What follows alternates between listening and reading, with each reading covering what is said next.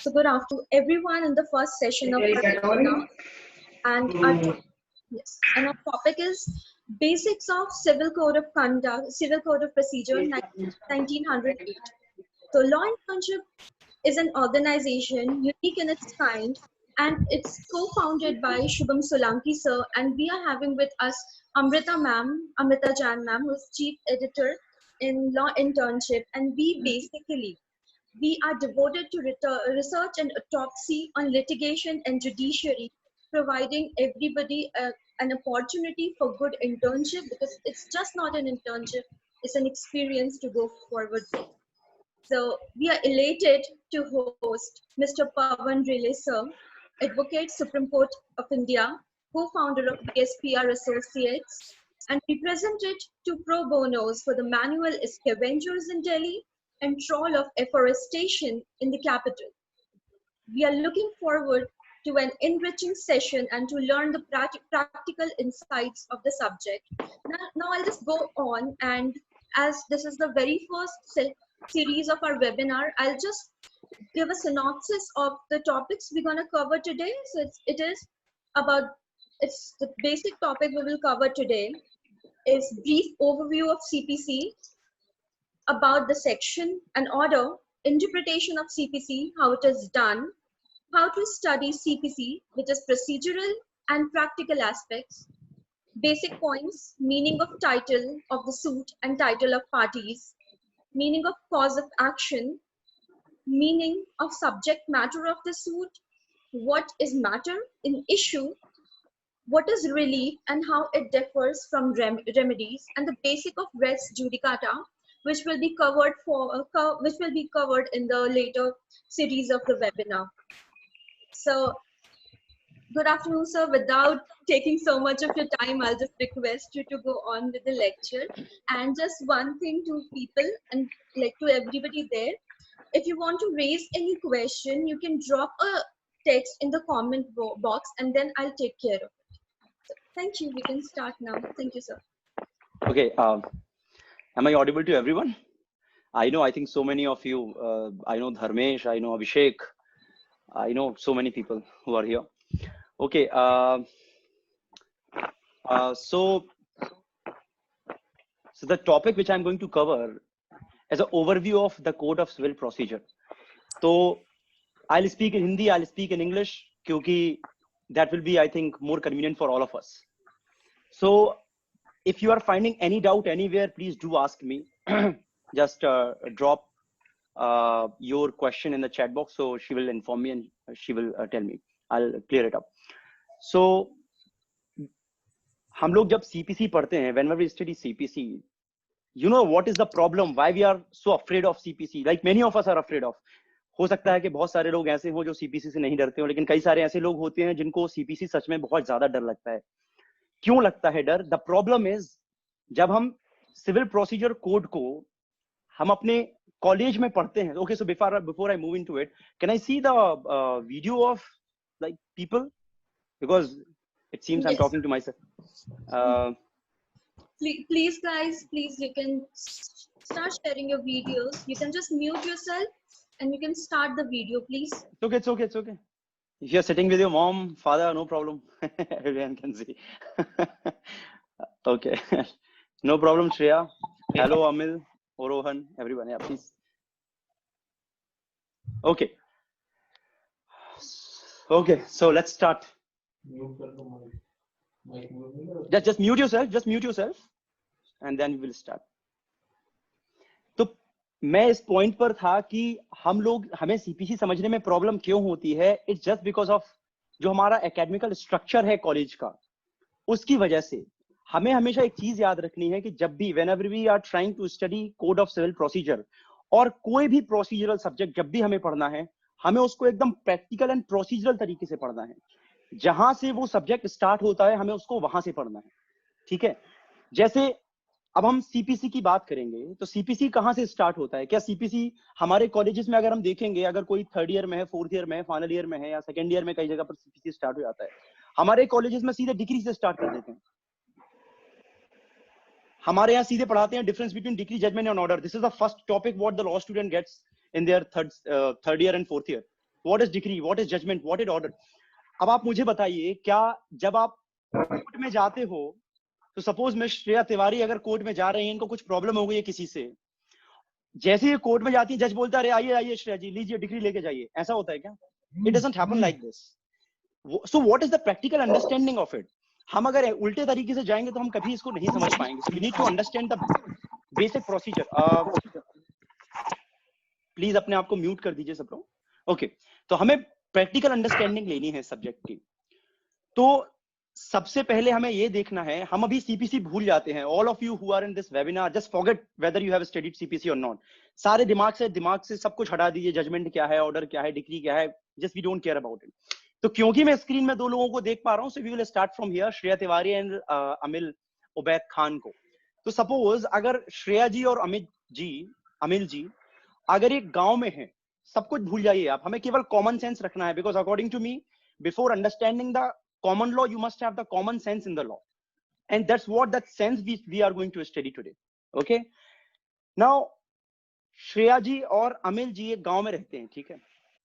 इन दोनों के बीच में कोई लड़ाई हो जाती है, मानो श्रेया जी कब्जा कर लेती है अमिल जी के घर पे। अमिल जी को बड़ी दिक्कत होती है, अमिल जी को कुछ नहीं पता सीपीसी के बारे में, इनको कोर्ट कचहरी इन्होंने कुछ नहीं देखा। ओके, अब क्योंकि अमिल जी के घर में कब्जा कर लिया, तो अमिल जी जाते हैं गांव के सरपंच के पास जाएंगे। अमिल जी गांव के सरपंच के पास में अमिल जी जाएंगे। This is a very basic common sense कि भाई सरपंच जी देखो हमारे यहाँ श्रेया जी ने कब्जा कर लिया है और ये हो गया है वो हो गया है। सरपंच इसमें सबसे पहले क्या करेगा? जो गांव का मुखिया है या सरपंच है, जो भी होगा उस गांव में, सीपीसी से कोई मतलब नहीं, जस्ट कॉमन सेंस से आंसर करना है। अपने अपने दिमाग में आंसर करो सब लोग। सबसे पहले क्या होगा? जो सरपंच होगा, सरपंच क्या करेगा? सरपंच सबसे पहले श्रेया को बुलाएगा कि भैया आओ बताओ क्या ये जो बोल रहे हैं सही बोल रहे हैं? यही होता है अमिल जी, यही होता है? Just raise your hand. यही होता है। सबसे पहले बुलाएंगे श्रेया जी को और बोलेंगे कि भाई बताओ क्या हुआ है, क्या प्रॉब्लम आ गई है, ऑब्वियसली। फिर श्रेया जी आएंगी, श्रेया जी बोलेंगी नहीं नहीं सर, जो ये अमिल जी बोल रहे हैं this is all wrong, all false story, all concocted story he is making. This is what she is going to say when she will come to the sarpanch और जो भी मुखिया है। Very well. तो सरपंच दोनों को बोलेगा, यार जो भी मुखिया है गांव का वो बोलेगा यार दोनों लोग देखो मेरे बच्चे हो, लड़ो मत आपस में, है ना, और आराम से काम कर लो, ये बगल में पीपल का पेड़ है, दोनों लोग जाओ और सुलह कर लो आपस में। लड़ाई झगड़ा करने का एक गांव में रह के कोई मतलब है क्या? कोई मतलब नहीं है। दोनों लोग आपस में क्या करेंगे? जो भी मुद्दे हैं भाई, इनके 5 से 6 मुद्दे हैं, अगर उन पे सेटलमेंट हो रहा है, if they are settling themselves in those issues, भैया वो लोग उस मुद्दे में सेटल कर लेंगे। जिन मुद्दों में उनको लड़ाई होगी वापस सरपंच के पास जाएंगे, बोलेंगे देखो भैया हमसे नहीं संभल रहा है। अब क्या होगा? अब अगर सेटलमेंट हो जाता है, अगर सेटलमेंट हो जाता है तो सरपंच बोलेगा चलो यार बहुत बढ़िया हुआ, मेरे पास वैसे ही इतने सारे मैटर्स पड़े हुए हैं, और ये गुप्ता जी और शर्मा जी की लड़ाई हो गई, तिवारी जी और मिश्रा जी की लड़ाई हो गई, एक काम करो इनको सुलझा देते हैं, हटाओ। तो वो क्या करेगा? एक भाई लिखवा देगा कि ऐसा ऐसा करो, इन दोनों के बीच में ये मामला हो गया और चलो जाओ, अब दोनों लोग मत लड़ना, ठीक है, भेज देगा। अगर नहीं होती है सुलह, या 5 में से मानो 2 इशू सेटल हो गए, इनके 3 इशू सेटल नहीं हुए, तब क्या करेगा? वो बोलेगा अच्छा बताओ भाई, चलो मैं सुनता हूँ दोनों लोगों को, आओ और बताओ क्या प्रॉब्लम है दोनों की। दोनों बताएंगे कि भैया हमारे घर में कब्जा कर लिया, इसने मेरे आके बच्ची को 2 चांटे मार दिए श्रेया ने, और ये हो गया और वो हो गया, बाकी दुनिया भर की बातें हो जाएंगी। अब उसके बाद सरपंच क्या बोलेगा? अच्छा एक काम करो अमिल, तुम क्योंकि बहुत सारी बातें, तुमने इतने सारे एलिगेशंस लगा दिए हैं, बेचारी श्रेया इतनी सीधी सादी लड़की है, do one thing, you give me your documents. क्या क्या डॉक्यूमेंट्स हैं आपके पास में? तो जो अमिल रहेगा वो अपने भाई डॉक्यूमेंट्स लेके आएगा। अब अमिल बहुत सारे दुनिया के बकवास डॉक्यूमेंट्स भी लेके आ सकता है, बहुत सारे अच्छे डॉक्यूमेंट्स भी लेके आ सकता है। अब जो भी बकवास डॉक्यूमेंट रहेगा, कोर्ट उसको वहीं फाड़ देगा। कोर्ट बोलेगा क्या बकवास लेके आ रहे हो यार, ठीक है ना। अब उसके बाद में श्रेया को पूछेगा कि भैया इन्होंने इतने सारे डॉक्यूमेंट प्रोड्यूस किए हैं, क्या आप कोई डॉक्यूमेंट मानती हो कि डॉक्यूमेंट सही हैं या गलत हैं? श्रेया बोलेगी नहीं मैं कोई डॉक्यूमेंट नहीं मानती, मैं सारे डॉक्यूमेंट्स को I am just ignoring all of them, I don't care about it, like I don't agree with them, I'm not admitting them, I'm denying all the documents. तो अमिल बोले, सरपंच बोलेगा बहुत ही अच्छी बात है, अभी पूरा स्टोरी चल रहा है जैसे होता है, सब कुछ कॉमन सेंस है, सीपीसी किसी ने नहीं पढ़ा है, ना मैंने पढ़ा है ना आपने पढ़ा है, पढ़ना भी नहीं है अभी, ठीक है। उसके बाद श्रेया को बोलेगा भाई एक काम करो आप डॉक्यूमेंट लेके आओ, आपके पास क्या क्या है, अगर आपको बहुत सारी दिक्कतें आ रही हैं तो अमिल बोलेगा नहीं मैं भी एडमिट, जो भी एडमिट करने होंगे, आधार कार्ड एडमिट कर लेगा, बाकी जो है तो क्या करेंगे, डिनाई कर देंगे। अमिल जी बहुत अच्छी बात है, सब कुछ डिनाई हो गया, जो भी एडमिट होना था हो गया। कोर्ट उसके बाद या सरपंच जो उसमें मुखिया है गांव का, वो बोलेगा एक काम करते हैं, क्या मुद्दे हैं, किस पॉइंट पे इन दोनों की लड़ाई हो रही है, उनको हम फ्रेम करवाते हैं। तो पहला मुद्दा कि क्या उस दिन अमिल जी उनके घर में घुसे थे, क्या अमिल जी ने कोई ऐसा गिफ्ट डीड बनाया था श्रेया के नाम से जिसके कारण श्रेया ने उसमें कब्जा कर लिया, क्या अमिल को वापस उसका कब्जा मिलना चाहिए। ऐसे ऐसे कुछ दो चार जो इश्यूज हैं, पॉइंट्स हैं, बना लिए किसने, अमिल ने अपने जो कोर्ट ने ऐसे फ्रेम कर दिए। फिर उसके बाद जो सरपंच है, जो मुखिया या कोर्ट जो भी तो आप बोलोगे, वो बोलेगा काम करो अमिल, क्योंकि अब इश्यूज ऐसे फ्रेम हो गए हैं, ये मुद्दे की बात है जिसको हमें डील करना है। अब एक काम करो, आप अपने गुंडे लेके आओ। कौन लेके आएगा गुंडे? अमिल लेके। गुंडे मतलब अपने विटनेसेस, जाओ लेके आओ, लोगों को बुला के लाओ, अपने दोस्तों को बुला के लाओ, अपने भाई को बुला के लाओ, मम्मी पापा फूफा बुआ, जस्ट गेट एवरीवन। अमिल जाएगा, सबको लेके आएगा। वो लोग आके बोलेंगे कि हाँ भाई सही बात है, श्रेया इस दिन इस घर में घुसी थी। श्रेया बोलेगी अरे बाप रे बाप क्या बोल रहे हो, this is wrong, this is not right. समझ में आ रहा है? अब इसके बाद सरपंच बोलेगा एक काम करो श्रेया, आप लेके आओ जो आपके लोग हैं। वो अपने लोग लेके आएंगी श्रेया। अमिल बोलेगा ओहो ये जो बोल रही है गलत बोल रही है, इनके जितने भी लोग हैं, फूफा मम्मी बुआ चाची चाचा, सब झूठ बोल रहे हैं, एवरीथिंग इज रॉन्ग। बहुत अच्छी बात है। अब इसमें कई बार कुछ लोगों को बुलाओगे, वो लोग आएंगे, कुछ लोग कई बार एडजमेंट पे ले गए एंड सो ऑन। उसके बाद में जब कोर्ट जो सरपंच है सबको सुन लेगा, उसके बाद में दोनों की बहसबाजी होगी। उसके बाद सरपंच क्या करेगा, अपना ऑर्डर पास कर देगा, ठीक है, कि भैया ये जो जमीन है ये हम किसको वापस दे रहे हैं, या तो अमील को वापस दे रहे हैं, या श्रेया का हम जो कब्जा है उसको जस्टिफाइड बता रहे हैं। इतना हमें पॉइंट समझ में आ गया। उसके बाद क्या होता है, अब सरपंच की बात को या तो कौन नहीं मानेगा, सरपंच की बात को अगर मानो अमिल के फेवर में आया है कि भाई इनको अमिल को घर वापस करो, तो हो सकता है श्रेया अपने गांव की एकदम डॉन हो। श्रेया बोलेंगे मैं नहीं मानती। सब लोगों ने आई होप बुलंदी मूवी देखी होगी, बुलंदी रजनीकांत की, जिसमें उसका जो रहता है वो उसकी बात नहीं अच्छा नहीं देखी, so many of you have not watched, do watch. Rajinikanth की और अनिल कपूर की मूवी है। तो उसमें ऐसी गांव में एक फैसला होता है, तो उसमें रजनीकांत की बात जो उसका चाचा का कोई होता है रिलेशन, वो नहीं मानता है, तो उसके बाद में वो उसको गांव से निकालने की वो देता है, that's called the execution. I will come to that later stage, ठीक है। तो वो नहीं मानता है, तो अमिल क्या करेगा, फिर से सरपंच के पास में आएगा और बोलेगा देखो जनाब ये जो है श्रेया, हम आपने जो ऑर्डर पास किया तो वो बात ही नहीं मान रही है। एक ये बात हो गई। दूसरी तरफ श्रेया क्या करेगी, जो उस गांव में मुखिया और सरपंच से जो बड़ा आदमी है, श्रेया उसके पास जाएगी, बोलेगी देखो ये सरपंच ने जो भी ऑर्डर दिया है वो गलत दिया है। अब मैंने आपको जो ये बातें बताई हैं सब कुछ हिंदी में, सिंपल लैंग्वेज में, हमें उसको अब बस सीपीसी के अंदर में जो ढांचा है उसमें हमें डालना है। So let's start this, and this is going to the brief overview of the CPC, how it is going to work. Shreya कौन है, पार्टी के लिए कौन आया था, दोनों लोग पार्टी हो ना। अब अमिल सबसे पहले किसके पास जाता है, सरपंच के पास जाता है। अमिल कौन है, अमिल इज अ पार्टी। अमिल अपने आप को पार्टी मानता है कि भाई मैं पार्टी हूं।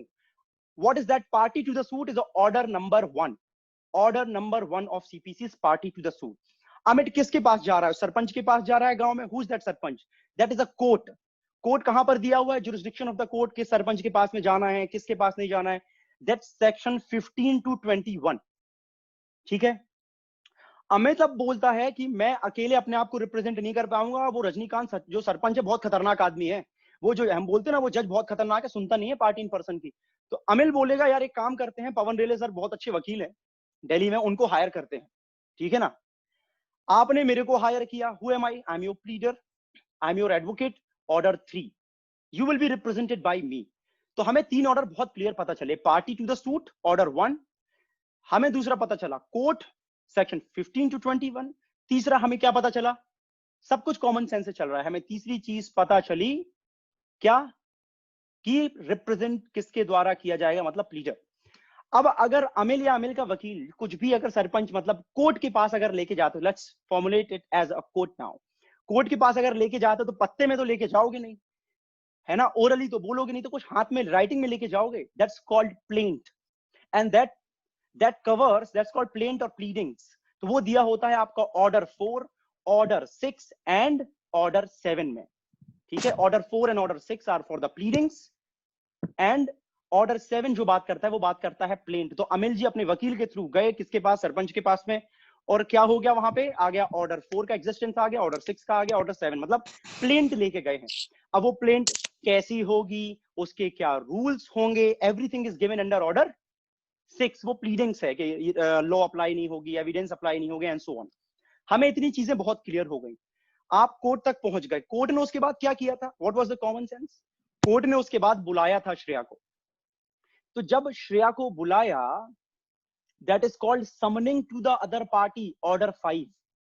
क्या हो गया, श्रेया को मैंने बुलाया कोर्ट ने कि भाई श्रेया आओ, बताओ जो भी बोल रहे हैं क्या सही बोल रहे हैं। तो ऑर्डर 5, हमें अभी कितनी चीज क्लियर हुई, हमें पता चल गया, फिर से स्टार्ट करते हैं, हमें पता चल गया party to the suit order 1, हमें कोर्ट पता चल गया, हमें उसके बाद क्या पता चला, एडवोकेट के थ्रू जाना है या नहीं जाना है, दैट्स योर चॉइस, ऑर्डर 3। उसके बाद क्या पता चला, हमें प्लेंट में जाना है, मतलब pleadings, order 6, order 4 and order 7। हमारे इतने पॉइंट्स क्लियर हुए, आप जज के पास आए, जज ने दूसरी पार्टी को समन किया, श्रेया को समन किया, that's called summoning to the other party, order 5। अब श्रेया बहुत ही, मानो इनको बड़ी गुस्सा आती है, वो बोलती है मैं कौन जज, मैं नहीं जाऊंगी जज के पास में। तो दो चीजें होंगी, या तो श्रेया जज के पास जाएंगी या नहीं जाएंगी, कोर्ट में जाएंगी या नहीं जाएंगी। अगर श्रेया नहीं जाती हैं, जज बोलेगा अच्छा नहीं आई, हम तुमसे भी बड़े ईगो वाले हैं, that's called order 9। Ex parte order court pass कर देगा और डिक्री पास कर देगा अमिल के फेवर में।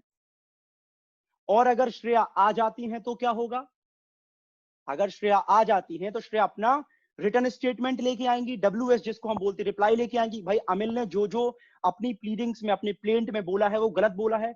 अगर ये आती हैं तो इनको WS फाइल करना पड़ेगा, that's called return statement, that's order 8। हमारी अभी बहुत सारी चीजें देखो क्लियर हो गई हैं, या तो श्रेया नहीं आएगी या श्रेया आएगी, नहीं आई तो ऑर्डर 9 एक्स पार्टी डिक्री, और आई तो WS मतलब रिटर्न स्टेटमेंट फाइल करना पड़ेगा, दैट इज ऑर्डर 8। यहां तक भी पोजीशन क्लियर।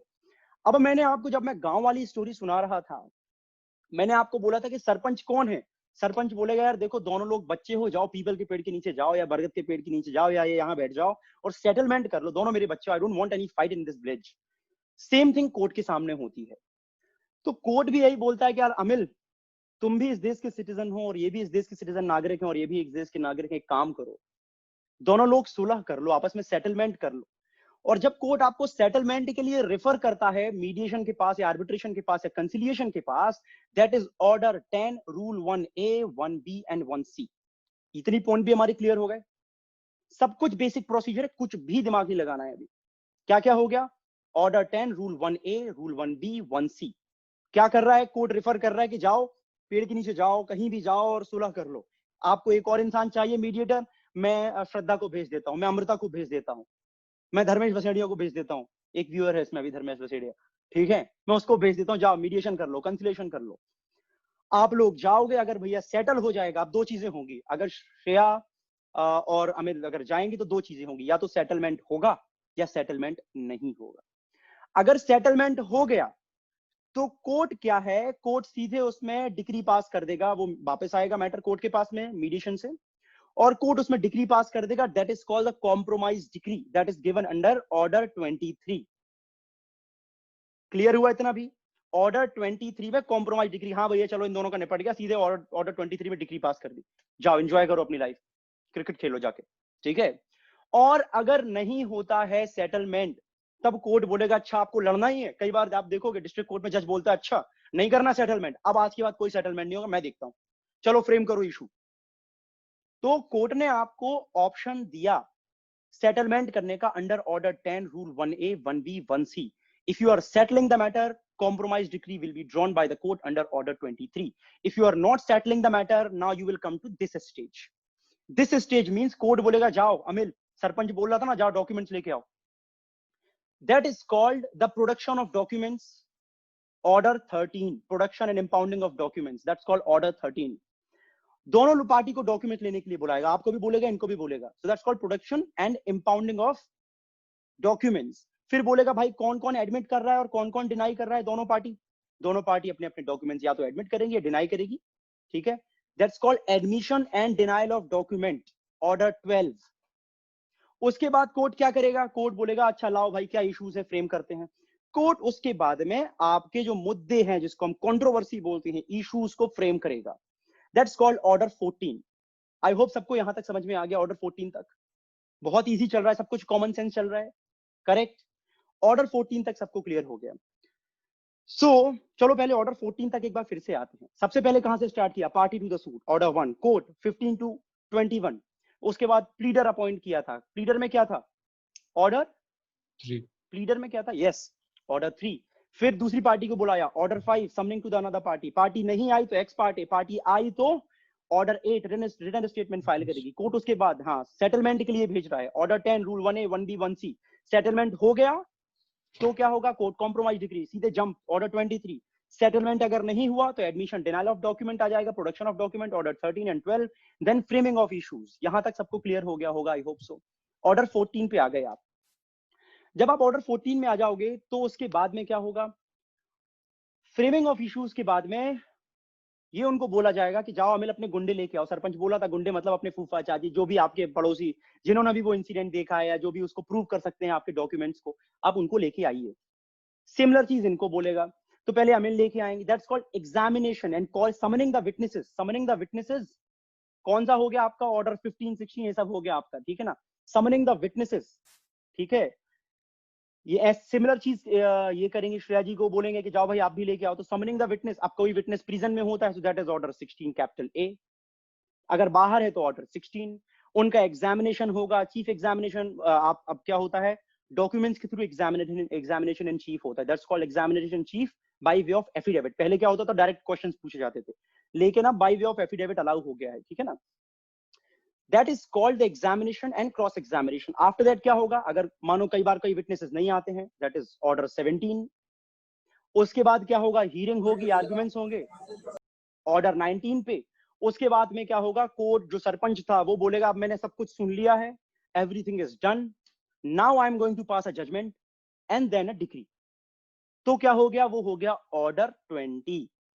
जजमेंट डिग्री पास हो गई, जजमेंट दिया है आपका rule number 1 to 5 of order 20 में, एंड डिग्री दिया है आपका 6 ऑनवर्ड्स, ठीक है ना। रूल 6 ऑनवर्ड्स ऑर्डर 20 में आपको डिग्री के बारे में मिलेगा। ओके, तो कोर्ट ऑर्डर 20 में क्या करेगा, जजमेंट और डिग्री पास कर देगा। आफ्टर दैट क्या होगा, मैंने जैसे कि बोला कि श्रेया जी बोलती है कि मैं बात नहीं मानूंगी कोर्ट की, तो अमिल जी फिर से कोर्ट के पास में जाएंगे और बोलेंगे एग्जीक्यूशन लगाना है। एग्जीक्यूशन क्या होता है कि ये मेरी बात नहीं सुन रहे हैं, कंप्लाई नहीं कर रहे हैं, आप कृपया करके इसको एग्जीक्यूट कीजिए, या तो इनको अरेस्ट करो या अटैच करो प्रॉपर्टी, कुछ भी करो, मेरे को आप अपना ऑर्डर फॉलो करवाइए। तो दैट्स कॉल्ड ऑर्डर 21। इतना भी क्लियर हो गया। अब दूसरी तरफ श्रेया जी हैं, बोलती है I am aggrieved by the order passed by this trial court. तो श्रेया जी बोलती है या तो मैं अपील करूंगी, अपील करेंगी तो कहां जाएंगी, अपील करेंगी तो जाएंगी सेक्शन 96 to 112 में, या फिर और उसके साथ में क्या पढ़ना पड़ता है, ऑर्डर 41 to 45 ऑफ सीपीसी। या फिर अगर इनको लगता है तो ये रिव्यू करेंगी, review is given in 11 I think 4, ठीक है, एंड ऑर्डर 47। और या फिर करेंगी रिवीजन करेंगी अगर इनको लगता है कि भाई कोई ऑर्डर कोर्ट ने पास किया है, डिग्री पास नहीं की, एंड सो ऑन। तो ये पूरी एक प्रोसीजर है आपकी CPC, which is called the brief overview of CPC. हमारे कॉलेज में अब क्या होता है, हमारे सबके कॉलेजेस में, even I am talking about the national schools also, have seen the slides of so many national schools जिसमें सीपीसी पढ़ाई जाती है। They start from the definition clause. Definition clause मतलब हाँ चलो बैठो सब लोग और स्टार्ट करो, what is judgment, what is order and what is decree. The thing is, when you go to the court is going to give you degree in the at the first instance, क्या आओ degree ले लो, श्रेया आओ degree ले लो, अमिल, ऐसा नहीं होता है। हमें हर प्रोसीजरल सब्जेक्ट को कैसे पढ़ना है, हमें प्रोसीजरल सब्जेक्ट को पढ़ना है उस प्रोसीजर के हिसाब से। So for a while suppose मैं सीआरपीसी में आता हूँ, सीआरपीसी में हमारे कॉलेजेस में और एकेडमिकल स्ट्रक्चर में सीधे स्टार्ट होता है, कोर्ट पढ़ाना स्टार्ट हो जाएगा, और jurisdiction of court, multi types of there are various types of court, criminal jurisdiction, वहां पर जाना ही नहीं है। In the similar way CRPC कहां से स्टार्ट होती है, आप सबसे पहले कंप्लेंट फाइल करोगे पुलिस स्टेशन में, पुलिस वाले या तो कंप्लेंट लिखेंगे या नहीं लिखेंगे, then you go to DCP, then you go to court, then the court comes. This is how the procedural law you have to study, and all of us have to study like this, ठीक है। हम क्या करते हैं, सीधे conclusion में जाते हैं, that is not a good approach. और इसीलिए क्योंकि decree, judgment and order is one of the most complicated concept. Difference between decree and order, until or unless I show you what is decree, you will not be able to understand what is decree, because there are so many orders which have taken the form of, which are actually a decree but they have taken the form of order. तो जब तक मैं दिखाऊंगा नहीं ना आपको कि भैया ये डिक्री है और ये जजमेंट होता है और इस टाइप का ऑर्डर होता है कुछ, तब तक बहुत मुश्किल होती है समझने में, ठीक है। तो हमें एक ब्रीफ ओवरव्यू मिला सीपीसी का कि हाँ यहां से स्टार्ट होता है, पार्टी से प्लीडर, ये सब ऑर्डर्स एंड सो ऑन, ठीक है। अब सीपीसी में हमें कितने सेक्शंस हैं, टोटल सेक्शंस हैं हमारे 158 सेक्शंस हैं आई थिंक, एंड ऑर्डर जो है वो ऑर्डर 51 ऑर्डर्स हैं। सबसे ज्यादा रूल्स किस किस में है ये देख लो। Order 21 consist of 104 rules, order 41 में 37 रूल्स हैं, एंड ऑर्डर 50 में 30 रूल्स हैं। ठीक है, दो एनेक्चर में डिवाइड होता है। एनेक्चर 1 में सारे ऑर्डर वगैरह आते हैं, एंड देन अपेंडिक्स है। अपेंडिक्स में आप जब भी सीपीसी पढ़ोगे, हम लोग सीपीसी जब भी पढ़ते हैं तो हम कभी भी अपेंडिक्स खोल के नहीं देखते हैं। अपेंडिक्स ए, अपेंडिक्स बी, अपेंडिक्स सी, अपेंडिक्स डी। तो सपोज अगर आप डिग्री पढ़ रहे हो तो वो अपेंडिक्स डी में मिलेगी आपको। अपेंडिक्स आप आज खोल के देखिएगा अपना बेयर कोड। अपेंडिक्स अगर डी खोलोगे आप तो उसमें आपको फॉर्म नंबर 1 से स्टार्ट होगा कि क्या स्ट्रक्चर होता है सिंपल डिग्री का। फॉर्म नंबर 2 बताएगा मनी डिग्री कैसी होती है। फॉर्म नंबर 3 बताएगा आपका प्रीलिमिनरी डिग्री कैसे जाती है, and so on, final degree. So हर चीज का जब तक आप स्ट्रक्चर नहीं देखोगे आपको वो चीज समझ नहीं आएगी। हम क्या करते हैं, हम जब भी पढ़ाई करेंगे सीपीसी में अपने सेटिस्फैक्शन के लिए पढ़ लेते हैं, okay I have studied this sufficient, but when someone is going to ask you the questions कि भैया डिफरेंस क्या है इसमें, in that time we get confused. ठीक है, जैसे अभी मैंने एक वर्ड यूज किया, it's called bare code. CPC is called the bare code, it's not a bare act, similar like a constitution of India. Constitution of India is also called a bear constitution. Why? Because it was not passed by parliament. Act, if you look at the General Clauses Act, act is something which is passed by parliament. ठीक है ना? Civil Procedure Code was not passed by parliament, so it's called the Bear Code. Okay, okay. तो हमारा ये हो गया brief overview. अब हम इंटरप्रिटेशन की बात करते हैं। तो हमें हमेशा एक चीज याद रखनी है कि कोई भी प्रोसीजरल लॉ है, कोई भी procedural law, not only CPC, that is called the handmade of justice. इसका मतलब होता है अगर कभी भी सब्सटेंटिव लॉ में और प्रोसीजरल लॉ में अगर झगड़ा होता है, लड़ाई होता है, that is always substantive law will prevail. हालांकि पहले और हार्मोनियस कंस्ट्रक्शन किया जाएगा, दोनों में डिस्प्यूट सॉल्व किया जाएगा, जैसे श्रेया का और अमिल का मैं बोल रहा था बरगद के पेड़ के नीचे जाके कर लो, ठीक है ना। In the similar way dispute को पहले रिजॉल्व किया जाएगा, that's called the harmonious construction. उसके बाद में अगर डिस्प्यूट है तो substantive law will prevail, because procedural law का जो काम होता है वो सब्सटेंटिव राइट्स को, सब्सटेंटिव लॉ को प्रोटेक्ट करना होता है। So procedural law is also called the adjective law. जब भी प्रोसीजरल लॉ का इंटरप्रिटेशन आएगा आपको हमेशा लिबरल इंटरप्रिटेशन देना है। So when you are becoming a जज, if you are an advocate, if you are arguing before the court, always you have to give the liberal interpretation to the CPC or any procedural law. Okay, so there was a judgment called Sayyid Bakar versus something 1998 Supreme Court. Okay, Sayyid Bakar versus Abdul Habibullah, I think 1998 Supreme Court का, and that they said that procedural law अगर कोई भी चीज substantive law में दी हुई है तो procedural law cannot take away that thing, और अगर नहीं दी हुई हो सब्सटेंटिव लॉ में तो procedural law cannot give that thing. It's a very important observation in relation to procedural law. So as I said, procedural law is mainly a handmade of justice, हमेशा liberal interpretation देते हैं। So for example, अगर आप order 8 देखोगे return statement का, उसमें limitation fix की गई है रूल 1 में कि कोई भी इंसान जब भी रिटर्न स्टेटमेंट फ्रेम करेगा, return statement has to be given within 30 days, and the maximum time limit जो दी गई है, that is maximum time period is 90 days, and as per order 8। लेकिन इसका मतलब क्या है? इसका मतलब यह है कि 90 days के बाद आप WS फाइल नहीं कर सकते। लेकिन सुप्रीम कोर्ट ने in Salem bar association, landmark judgement 2002 and 2005, दो जजमेंट आए थे सेलम बार एसोसिएशन केस के। सेलम बार एसोसिएशन केस में सुप्रीम कोर्ट सेड कि जो ये 90 days का टाइम पीरियड है, हम इसको ऐसे फिक्स नहीं कर सकते, because there are so many extraordinary circumstances जिसमें पार्टी क्या होता है, WS फाइल नहीं कर पाती है। अब वो कौन सी सर्कमस्टेंसेस जिसमें पार्टी WS फाइल नहीं कर पाती है? I will give you very practical example of it. तो सपोज आप नोएडा कोर्ट, कभी नोएडा कोर्ट गए हैं? कभी सूरजपुर कोर्ट, MP यूपी के कोर्ट गए हैं? कोई यूपी के कोर्ट जाइए कभी, मैं ओपन वेबिनार में बोल रहा हूँ, बट यूपी के डिस्ट्रिक्ट कोर्ट जाइएगा, आपको बहुत मजा आएगा। तो सपोज अगर आप सूरजपुर कोर्ट जा रहे हो, सूरजपुर कोर्ट में अगर प्रैक्टिकली अगर किसी एडवोकेट के फूफा जी की भी तबीयत खराब हो गई, कुछ भी ऐसा राइट लेफ्ट ऊपर नीचे हो गया, स्ट्राइक होती है वहां पे। कोई एडवोकेट दूर का एक्सपायर हो गया, स्ट्राइक हो गई, कुछ भी हो जाएगा, स्ट्राइक होती है सीधे सूरजपुर कोर्ट पे। अब सपोज आपका 90 day पीरियड जो है वो कंप्लीट होने वाला था, ठीक है, और आपने सोचा कि जब 85th डे आएगा तब आप जाके क्या करोगे, आप वहां पर जाके रिटर्न स्टेटमेंट फाइल कर दोगे, क्योंकि 85th डे आपकी डेट लगी हुई थी। बहुत अच्छी बात है। आप 85th डे आप जाते हैं और वहां पर पाते हैं कि वहां, अब दिल्ली से गए आप इतनी दूर 30-40 किलोमीटर, वहां पर देखा आपने स्ट्राइक हो गई है नोएडा में एडवोकेट्स की। अब एडवोकेट्स की स्ट्राइक हुई, तो क्योंकि स्ट्राइक हुई है तो फाइल आई नहीं होगी वहां पर कोर्ट में, और फाइल नहीं आई होगी तो आपको केवल डेट मिलेगी और कोई फाइलिंग नहीं होगी आपकी एज सच। ठीक है, जब आपकी फाइलिंग नहीं होगी, वो आप प्रैक्टिकली बता रहा हूं मैं, आप अकेडमिकली भले हम ऊपर हाई कोर्ट सुप्रीम कोर्ट में कितने चिल्लाते रहे फाइलिंग होगी, they don't file the matter because जज इज नॉट देयर। ठीक है, अब क्योंकि फाइलिंग नहीं होगी, आपको अगली डेट मिलेगी सीधे 1 महीने बाद की या 20 दिन बाद की, और अगर 1 महीने बाद की डेट लोगे दैट बिकम्स आपका कुछ 115 दिन, तो 90 दिन से ज्यादा टाइम पीरियड तो निकल गया आपका। और फिर जब 115वें दिन में आओगे तो जो सेशन जज जो वहां पर डिस्ट्रिक्ट कोर्ट बैठा है या मैजिस्ट्रेट बैठा है, वो आपकी प्रॉब्लम समझता है कि हाँ चलो हमारे कोर्ट में स्ट्राइक हो गई थी और आपका हम रिटर्न स्टेटमेंट जो है क्या है एडमिट कर लेते हैं, ले लेते हैं। वो ले लेगा, बहुत अच्छी बात है, उसने कर दिया काम। बट सपोज अगर ये हाई कोर्ट में जाता है, and if you are a good advocate, you are a smart advocate, what objection you are going to raise? You will say कि भैया ये जो 90 दिन के बाद डब्ल्यूएस एक्सेप्ट किया गया है, ये एक्सेप्ट ही नहीं किया जाना चाहिए था। क्यों नहीं किया जाना चाहिए था? Because maximum time period is 90 days as per CPC. The जज has abused his power, judge has gone beyond his power, so revision you will file before the high court।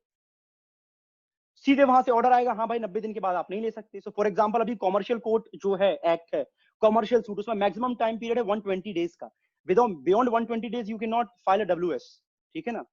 तो अगर ऐसी सिचुएशंस में क्या होगा, अगर प्रोसीजरल लॉ को इतना आप खतरनाक तरीके से इंटरप्रेट करोगे, और अगर if you will not leave any scope for the exceptional circumstances, extraordinary circumstances, जो आपका सब्सटेंटिव राइट है डब्ल्यूएस का, उस प्रॉपर्टी का, करोड़ों रुपए की प्रॉपर्टी है, हो सकता है कितने रुपए की भी प्रॉपर्टी हो, आप सब कुछ खो दोगे।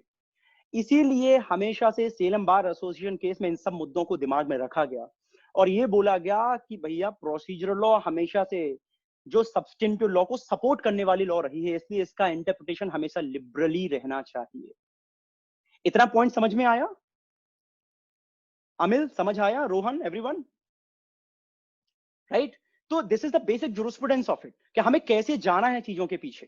ठीक है, कैसे उसका स्कोप समझना है।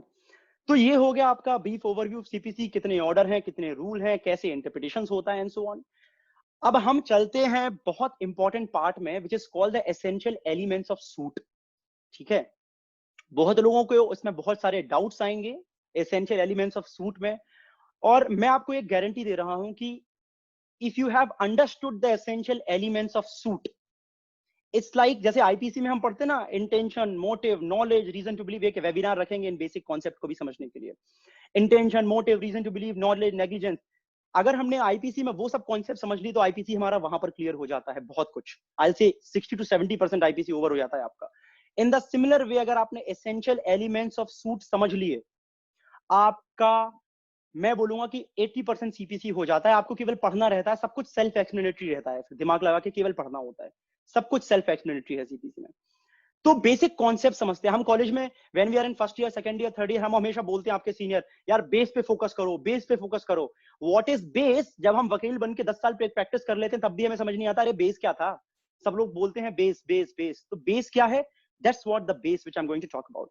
एसेंशियल एलिमेंट्स ऑफ सूट, क्या क्या एसेंशियल एलिमेंट्स होते हैं? पहला होता है कॉज ऑफ एक्शन, दूसरा होता है आपका title of the party and title of the case, तीसरा क्या होता है आपका? तीसरा होता है पार्टीज टू द सूट, चौथा आपका होता है मैटर एंड इशू, पांचवा होता है आपका रिलीफ। अगर आपको सुनने में बड़े आसान लगे हैं ये, समझने में डाउट्स आएंगे, मुझसे पूछिएगा आप, तो हम एक एक करके इन टर्म्स में समझेंगे। ठीक है, अब जैसे मैंने बोला कॉज ऑफ एक्शन, कितना आसान लगा? अरे सब लोग बोलेंगे सर हमको पता है कॉज ऑफ एक्शन क्या होता है।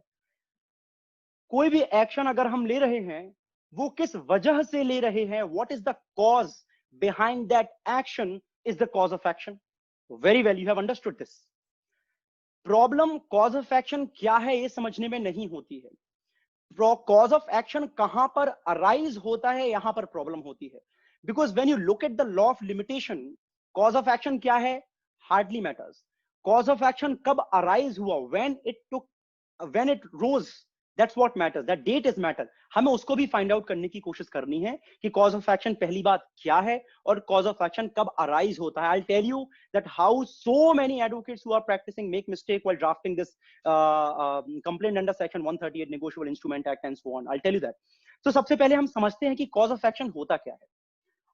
हमें जब भी कॉज ऑफ एक्शन समझना है, हमें तीन क्वेश्चन पूछने हैं। पहला क्वेश्चन हमारा कि whether there is an existence of any right।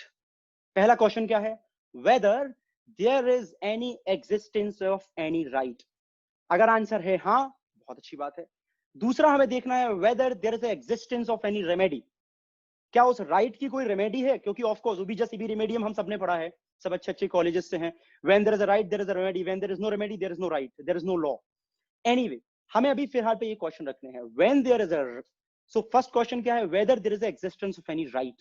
second, whether there is a existence of any remedy। if yes, दोनों क्वेश्चन का अगर आंसर yes में आता है, then we need to ask third question, whether my right has been violated। and fourth is when my right has been violated। so these are the four questions which you need to ask। so when you look at the definition of cause of action in any, चाहे टाकवानी हो चाहे मुल्ला हो, आपको मिलेगा cause of action is nothing but a bundle of facts consisting in existence of your rights and in violation of that right। so cause of action क्या है? it is a bundle of fact।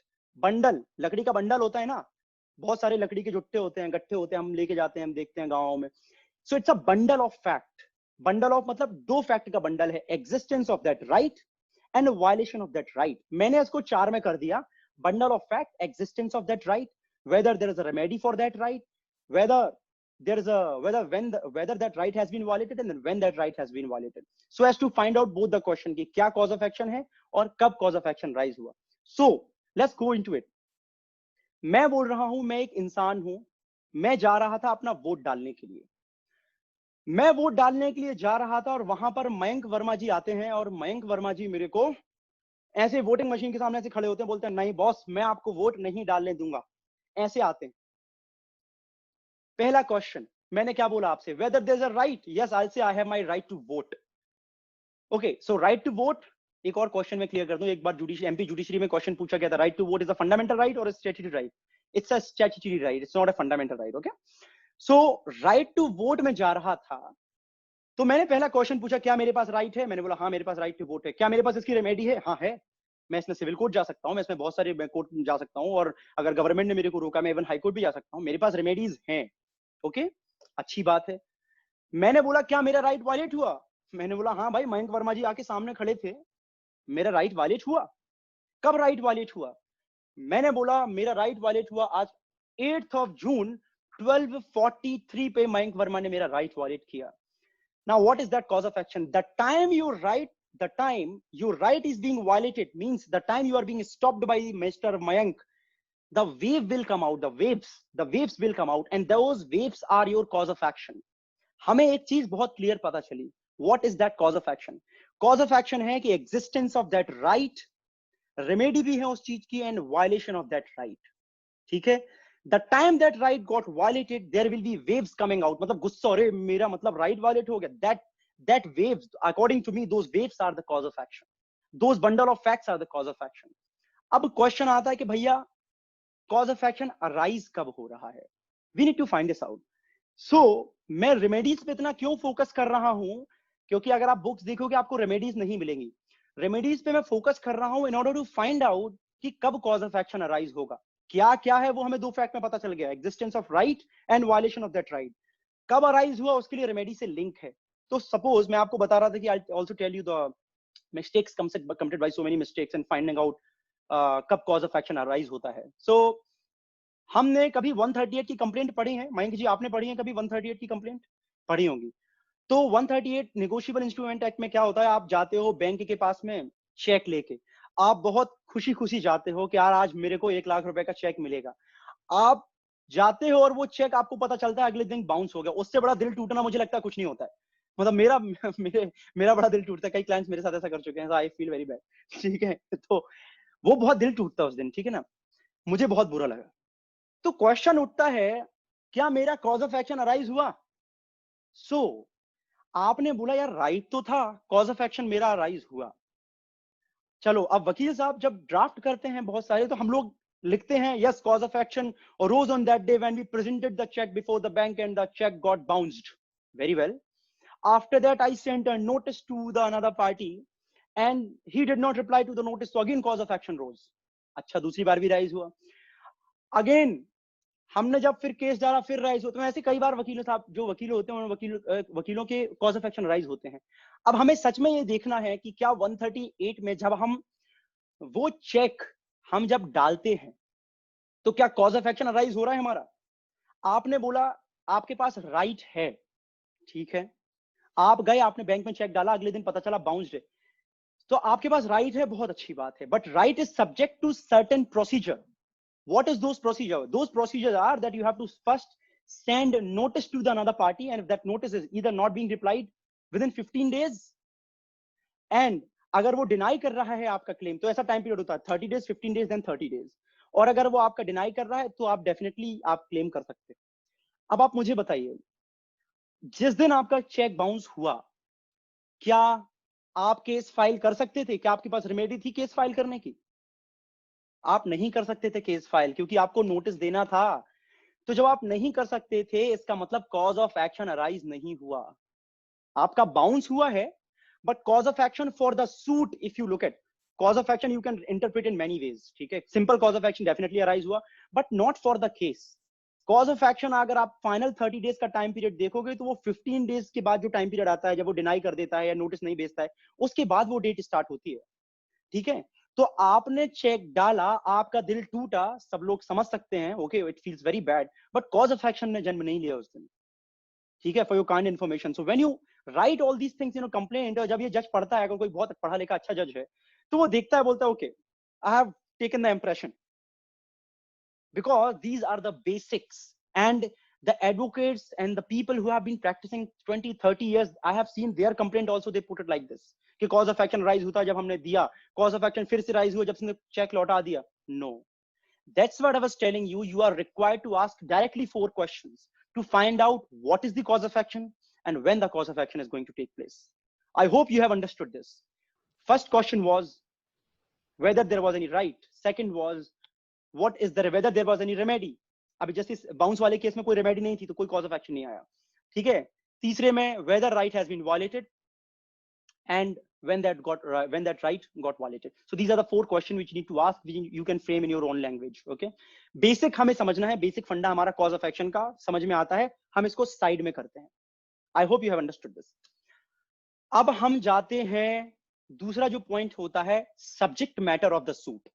इसमें भी बहुत सारे लोग गलतियां करते हैं. Okay, subject matter of the suit क्या होता है?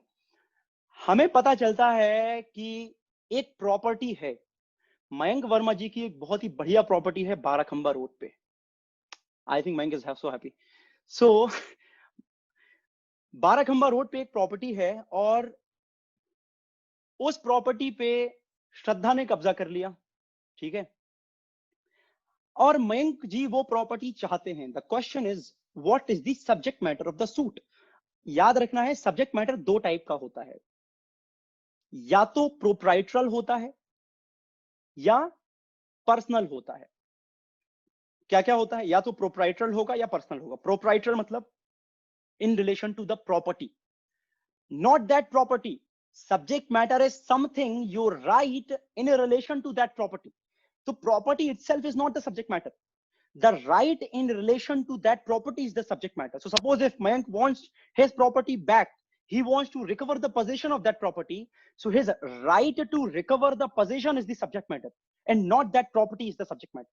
But हम लोग इसमें confuse हो जाते हैं कि sir that property is the subject matter. No, never say that. Your property is not the subject matter. ठीक है, अब suppose श्रद्धा अगर यही केस फाइल कर रही है और श्रद्धा को लगता है कि इनकी जो ग्रैंड मदर थी वो ये प्रॉपर्टी इनके नाम पे विल लिखवा के चलेंगी थी बाराखंबा वाली रोड की, तो क्या होगा, ये उसकी ओनरशिप क्लेम करेंगी. So again that property is not the subject matter. Right to get the title declared is the subject matter now. Right to have ownership is the subject matter now. Correct. तो इसको बोलते हैं proprietorial subject matter. दूसरा subject matter होता है आपका individual और personal subject matter. मतलब राइट टू वोट वायलेट हो गया, राइट टू रेपुटेशन वायलेट हो गई, all that. Just give me a minute. Okay, so right to reputation violate हो गया, राइट टू आपका मैं बोल रहा था कि वोटिंग वायलेट हो गया, all that is called the subject matter. तो right of my reputation is my subject matter in the suit. Right to cast vote is the subject matter of my suit. समझ में आ गया? Right to have mortgage, right to recover the possession is my subject matter of the suit. So again, हमें confuse नहीं होना है दो चीजों में. सब्जेक्ट मैटर हमेशा जो क्लेम किया जाएगा दो बेसिस पे किया जाएगा, या तो प्रोप्राइटरल या personal, and right over that property और the personal capacity will be consider as the subject matter of the suit. हमारे दो पॉइंट क्लियर होते हैं. पहला पॉइंट कॉज ऑफ एक्शन, दूसरा point subject matter of the suit. हम इन दोनों को साइड में रखते हैं. तीसरा आता है टाइटल. टाइटल मैं बोलता हूं, कई बार मैंने इंटरव्यू में क्वेश्चंस पूछे हैं कि what is title of the party. लोग बोलते हैं sir A versus B is the title of the party. लोग बोलते हैं sir PUCL versus Union of India is the title of the party. लोग बोलेंगे X versus Y is the title of the party. No, that is the title of the suit. That is called the title of the suit, not the title of the party. So title of the, again, title is divided in two parts. One is called the title of the suit, another is called the title of the party. Title of the suit, you are right, A versus B, XYZ, Shreya versus Mayank, ठीक है, Mayank Verma versus Manshri Vasto, all this is called the title of the suit. But what is title of the party? Title of the party is the legal capacity of the party with regard to the subject matter of the suit.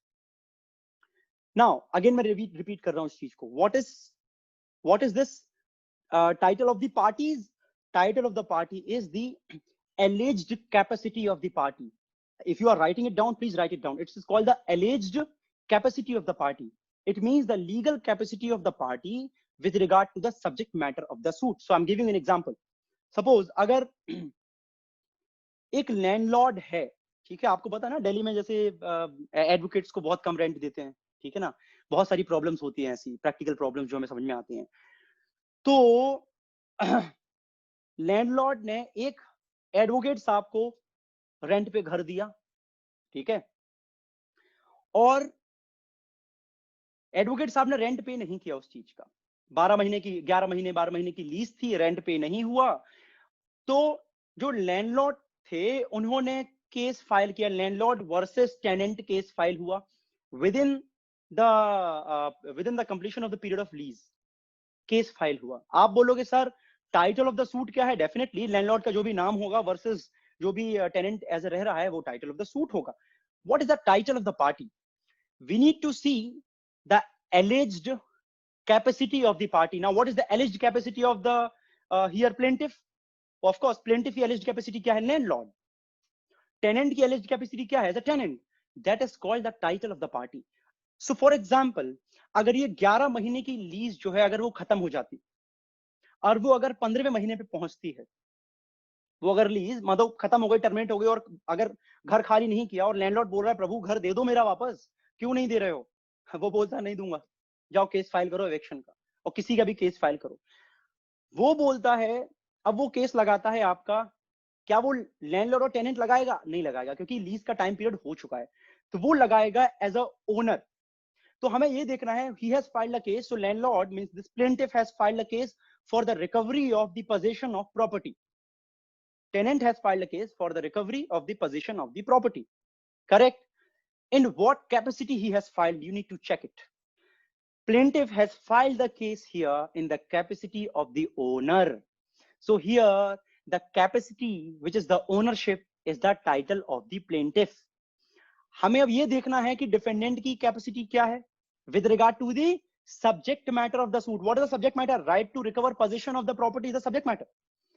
तो मैं ये बोलूंगा कि defendant का यहाँ पर legal capacity क्या है? एलिज्ड कैपेसिटी. वो क्या बोल रहा है कि किस दम पे मेरे को ये प्रॉपर्टी में नहीं जाऊंगा.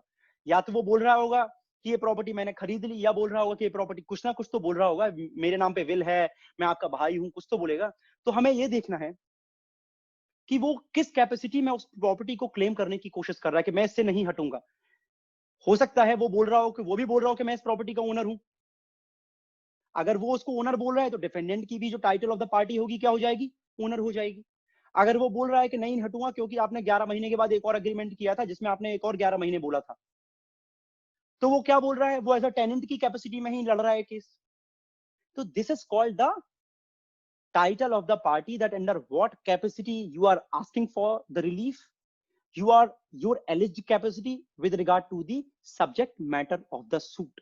अब अगर मानो सेम, बहुत इंपॉर्टेंट है, मैं ये सब टर्म्स आपको इसलिए क्लियर कर रहा हूं क्योंकि आप अगर रेस जुडिकेटा पढ़ोगे, रेस जुडिकेटा में सब कुछ आता है, सूट भी आता है, टाइटल ऑफ द पार्टी भी आता है ना, आपका मैटर इन इशू वगैरह भी आएगा, सब कुछ आएगा अभी. So res judicata is one of the most important concept either for the judicial service examination and for the practical purpose. Very important term. And all these terms are very useful for the jurisdiction part, for everything. Okay. So title of the party हमें एक चीज clear हो गया. So similar way अगर mortgage का case file करते हो, mortgage का केस फाइल करते हो कि अब ए ने अगर बी को mortgage दे दिया, अगर प्रॉपर्टी पेपर दे दिए, तो अगर बी फाइल करता है ए के ऊपर केस कि भाई प्रॉपर्टी दो मेरे को, तो एज अ व्हाट कैपेसिटी, तो वो बोलेगा मैं मोर्टगेजर हूं, दूसरा बोलेगा मैं मोर्टगेजी हूं. या देखना पड़ेगा कि किस कैपेसिटी से एक पार्टी प्रॉपर्टी मांग रही है और किस कैपेसिटी से दूसरी पार्टी बोल रही है कि मैं नहीं दूंगा. हो सकता है दोनों ओनर हो सकता है दोनों पोजीशनर की कैपेसिटी में, हो सकता है एज अ लैंडलॉर्ड और टेनेंट हो, या वो अपने आप को लैंडलॉर्ड बोल रहा हो, इसको टेनेंट बोल रहा हो. That depends on the situations. We need to see the facts of the case. But points बहुत क्लियर है. तो सब्जेक्ट मैटर हमारा क्लियर हुआ, कॉज ऑफ एक्शन हमारा क्लियर हुआ, सब्जेक्ट मैटर क्लियर हुआ. तीसरा पॉइंट हमारा क्लियर हुआ, टाइटल ऑफ द केस मतलब suit and title of the party. ये हमारी तीन चीजें क्लियर हुई, इसको हम साइड में रखते हैं. क्या बचा अभी बचा हमारा रिलीफ. सपोज हम मैटर इन इशू पे बाद में आते हैं, ठीक है. मैटर इन इशू क्योंकि थोड़ा सा कॉम्प्लिकेटेड टॉपिक है, तो हम मैटर इन इशू पे इसके बाद आएंगे. हमें समझना है रिलीफ क्या होती है. तो रिलीफ क्या है भैया. अब मैं कई बार डिफरेंस पूछता हूं कि क्या कोई मुझे बता सकता है रिलीफ में और रेमेडी में क्या डिफरेंस है. तो लोग कई बार कंफ्यूज जाते हैं, कई लोग बता देते हैं क्या डिफरेंस है दोनों में. हमारे पास जब हमारा कोई राइट वायलेट होता है, the time our right gets violated, we have so many remedies. So suppose अगर मयंक ने मेरा राइट वायलेट किया, अगर मेरे घर में घुस आते हैं, मेरे पास कई सारी रेमेडीज हैं जो मैंने लॉ ने मेरे को दी हुई हैं. क्या क्या है इनके ऊपर, मैं ट्रेसपास का केस लगा सकता हूँ, क्या है मैं कोर्ट में इंजंक्शन का केस मंगा सकता, इंजंक्शन का सूट के लिए प्रेयर मांग सकता हूँ, मैं इनसे कॉम्पनसेशन भी मांग सकता हूँ, मैं इनसे मेंटल हरेसमेंट भी मांग सकता हूँ. मैं so there are like plethora of remedies. The remedies are in galore that time. The thing is, मैं उन इतनी सारी रेमेडीज में किन चीजों को अपने चीज के लिए चुन रहा हूं. अगर मेरे पास 10 रेमेडी हैं कि मैं इंजंक्शन भी कर सकता हूं, ट्रेस पास का भी कर सकता हूं, है ना, टेम्परी मतलब आपका मैं आपसे कॉम्पनसेशन भी ले सकता हूं, मेंटल हरेसमेंट भी ले सकता हूं. The thing is what you are choosing, the relief, the prayer which you have chosen out of 10 is called your relief before the court. So if you have 10 remedies out of 10, अगर आपने 2 अपने लिए choose कर लिया है, 3 अपने लिए choose कर लिया है, that is called the relief before the court. So this is the difference between the relief and the remedy. You may have many remedies existing in the eyes of law, but it is you who is choosing this relief out of those remedies. I hope you have understood this. तो हमारे ये points clear हो गए. Cause of action clear हुआ, हमारा title clear हुआ, हमारा title of suit, title of party, subject matter and relief. Come to the most important part which is called the matter in issue. Matter in issue 2 type का होता है और उसमें भी टाइप पे टाइप होते हैं. And matter in issue is very important for understanding the res judicata and constructive res judicata, जिसमें बहुत सारी कंफ्यूजन रहती है. So if you are in first year, second year, third year, please listen to me very very carefully. Matter in issue हम सबसे पहले 2 part में divide करेंगे. आपको टकवानी में, मुल्ला में, हर जगह मिल जाएगा ये, but we will see the practical understanding of it. Matter in issue is divided in 2 parts. One is called the which is called the direct and substantial matter in issue, and another side we have incidental and collateral matter in issue. Okay, 2 part में divide किया, direct and substantial, incidental and collateral. Incidental and collateral को अभी हम थोड़ी देर हटा देते हैं side पे, अभी हमें इस तरफ बहुत काम है, ठीक है. तो इसको हटा दो, अभी दिमाग में रखो कि कुछ एग्जिस्ट करता है, लेकिन अभी फिलहाल पे उसको साइड में करते हैं. Because what matters in CPC is the direct and substantial matter in issue. उसका भी एग्जांपल दूंगा मैं इंसिडेंटल एंड कोलेटरल का, बट अभी डायरेक्ट एंड सब्सटेंशियल पे आते हैं. अगेन अगर आप टेबल बना रहे हो तो बना सकते हो. Matter in issue is divided in 2 part, direct and substantial, incidental and collateral. Direct and substantial again is divided in 2 parts, that is called raised and not raised. ठीक है, raised and not raised. Not अगर आप लिख रहे हो तो लिख लीजिएगा, नॉट रेज्ड के बगल में ब्रैकेट में constructive res judicata section 11, constructive res judicata section 11 explanation 4, यहां से उसका जन्म होता है कंस्ट्रक्टिव रेस जुडिकेटा को, हम बाद में देखेंगे। हम आते हैं अब रेज्ड पे। अगर रेज्ड है तो दो टाइप की बातें होती हैं, कंट्रोवर्टेड एंड नॉट कंट्रोवर्टेड। अगेन दो पार्ट में डिवाइड होगा रेज्ड। कंट्रोवर्टेड मतलब जिसको आपने काउंटर किया है, एंड नॉट कंट्रोवर्टेड मतलब जिसको आपने काउंटर नहीं किया है। तो नॉट कंट्रोवर्टेड को छोड़ते हैं, कंट्रोवर्टेड पे आते हैं। ये जो कंट्रोवर्टेड होता है, दिस इज द स्टेज जहां पर जजेस इश्यूज को फ्रेम करते हैं। हो सकता है अभी आपको कुछ समझ नहीं आया हो, मैं भी एक एक करके आता हूं। Now let's come to the beginning of the table, जहां से मैंने स्टार्ट किया था। What is matter in issue? Matter in issue is called anything जिससे आप अपने कॉज ऑफ एक्शन को प्रूव और डिसप्रूव करते हो। मतलब वो सारे ग्राउंड्स जिसको प्लेंटिफ अपने कॉज ऑफ एक्शन को प्रूव करने में लगा देता है, और डिफेंडेंट वो सारे ग्राउंड्स लेता है जिसको उससे वो उसका कॉज ऑफ एक्शन उसको डिसअप्रूव कर पाए। ठीक है, तो मैं आपको एक एग्जांपल देता हूं, उससे हम चलेंगे। सो सपोज एक फादर है, उसके दो बेटे हैं F1 एंड F2। ठीक है, फादर के दो बेटे हैं F1 एंड F2। फादर की डेथ हो जाती है, F2 के पास में सारी प्रॉपर्टी F2 कब्जा कर लेता है। F1 केस फाइल करता है कोर्ट में, तो टाइटल ऑफ द सूट हो गया आपका F1 वर्सेस F2। ठीक है, जब केस फाइल हुआ तो वो कौन कौन से ग्राउंड्स हैं जो F1 बोलेगा कि भैया मेरे को रिकवरी ऑफ पोजीशन चाहिए, वो कौन कौन से ग्राउंड्स हैं जो F1 अपने कॉज ऑफ एक्शन को प्रूव करने में लगाएगा। आप कॉमन सेंस से सोचिए, F1 बोलेगा आई am the legitimate son of my father, बोलेगा यस राइट। हमें एक ग्राउंड पता चला, F1 बोलेगा आई am the legitimate son of my father, very well. वो बोलेगा I am entitled for half of the property. ठीक है, अगर उसके पास कोई और भी चीज है वो बोलेगा yes I have one will also which was named by my father in which was put buy my father in my name, जो मेरे फादर ने मेरे नाम पे करी थी। एक मेरे पास विल भी है, उसने वो विल का भी ग्राउंड लिया। On the other hand defendant जो है उस टाइम पे कौन से वो फैक्ट्स हैं जिससे वो उस कॉज ऑफ एक्शन को डिनाई करेगा। पहला, वो बोलेगा he is not the legitimate son. अगर उसको करना होगा, मानना होगा तो मान जाएगा, नहीं मानना होगा तो नहीं मानेगा। हो सकता है बोल दे ऐसा I agree, I don't care about legitimate और लेजिटिमेट। ठीक है, बोलता ठीक है, तो या तो वो बोल देगा। सो फॉर एग्जांपल अभी लेते हैं कि उसने बोल दिया चलो he is not the legitimate son, वो डिनाई करेगा, बोलता he is not the legitimate son of F. वो बोलेगा दूसरा कि इसके पास जो विल है वो फोर्स्ड है, फैब्रिकेटेड है एंड सो ऑन। ठीक है, हम अभी कहां पर हैं, हम अभी मैटर इन इश्यूज पे हैं। मैटर इन इशू मतलब directly and substantial matter in issue, जो बहुत इंपॉर्टेंट है कोई भी केस सॉल्व करने के लिए। What is matter issue? Nothing but a ground to prove and disprove the cause of action. हम है डायरेक्टली सब्सटेंशियल पे, हम है रेज्ड पे। अभी हम नॉट रेज्ड पे आए नहीं हैं, तो हमारे पास मैंने क्या क्या बोला प्लेंटिफ ने, मैंने बोला मेरे पास विल है, मैं लेजिटिमेट सन हूं, मैं ये हूं। और उसके बाद में ना सपोज मेरे पास एक गिफ्ट डीड भी थी, लेकिन मैंने उसको अपने दिमाग में लिया कि अगर मैं मानो ये केस हार जाता हूं तो मैं सब्सिक्वेंटली बाद में एक केस लगाऊंगा on the basis of gift. तो मैंने उस मुद्दे को क्या किया, रेज नहीं किया। That is called not raised. So समझ में आ may रहा I है? ask something? Please please. So as we like, it's just just a general question. So please as we are पूछो। talking about the legitimacy and illegitimacy when it comes to like for like succession of the property, is there any concept of bastardization in India? No see again bastardization मेरे ख्याल से अभी ये procedural से related नहीं है, but बास्टर्डाइजेशन में ये रहता है आपका कि अगर आप एलिजिटिमेट सन हो, ठीक है, और अगर आप एलिजिटिमेट सन होते हैं उस टाइम पे तो डेफिनेटली कुछ ना कुछ नुकसान होते हैं आपको उस टाइम पे। ठीक है, तो सपोज एलिजिटिमेट सन मतलब एक फादर है, उनकी जो वाइफ है जिसको हम कॉन्क्यूमाइन बोलते हैं, तो वाइफ को कोई राइट नहीं मिलता उस टाइम पे, लेकिन एलिजिटिमेट सन के बहुत सारे राइट्स होते हैं। ठीक है ना, तो एलिजिटिमेट सन के उस टाइम पे राइट होंगे, तो उसमें उस टाइम पे बास्टर्डाइजेशन का उतना कोई फर्क पड़ेगा नहीं अभी। ठीक है, बट अभी अपन एक for the sake of procedure हम इस चीज में आते हैं। अभी हम सब्सटेंटिव लॉ के अभी हम क्वेश्चन नहीं रखेंगे फॉर अ व्हाइल, अभी कंप्लीट करते हैं, then I will come to question one by one. ठीक है, प्रोसीजरल लॉ में चलते हैं। अभी फॉरगेट अबाउट बास्टर्डाइजेशन, अभी हम कुछ नहीं देखेंगे, अभी केवल प्रोसीजर पे रहते हैं। हम इस पॉइंट पे हैं एक ने क्लेम किया that I am the legitimate son, दूसरे ने क्लेम किया I am not the legitimate son, ठीक है ना।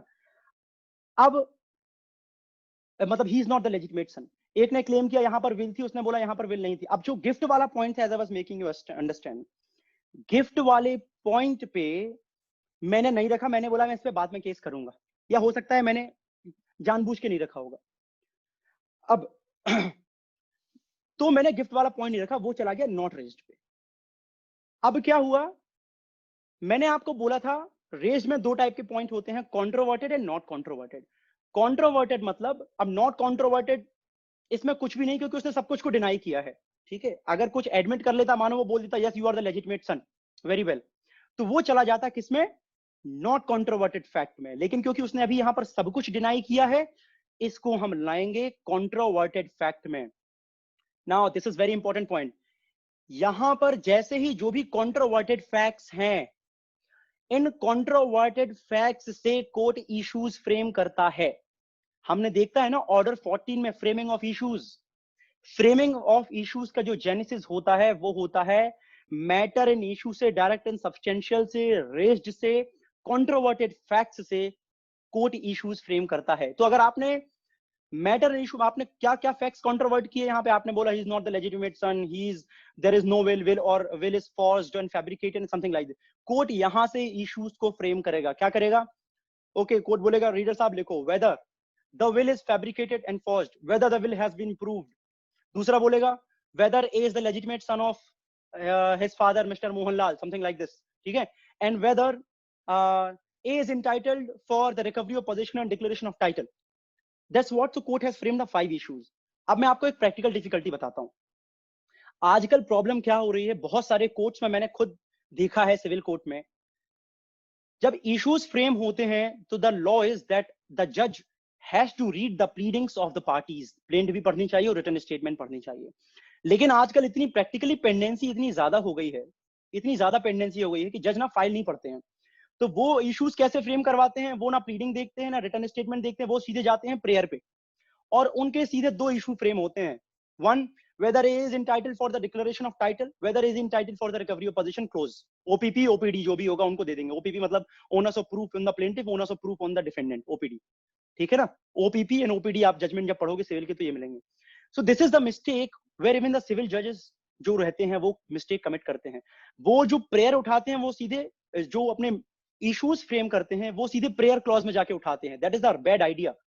आपको प्लेंट पढ़ना चाहिए, रिटर्न स्टेटमेंट पढ़ना चाहिए, सब्सिक्वेंट प्लीडिंग्स पढ़नी चाहिए अगर कोई है, and then you need to frame the issues from the controverted facts.